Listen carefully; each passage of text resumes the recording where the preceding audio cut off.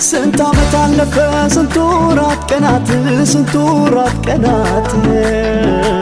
ከፊቴ የወጣ የምህረት አባት የፍቅር አባት አሳለፈኝና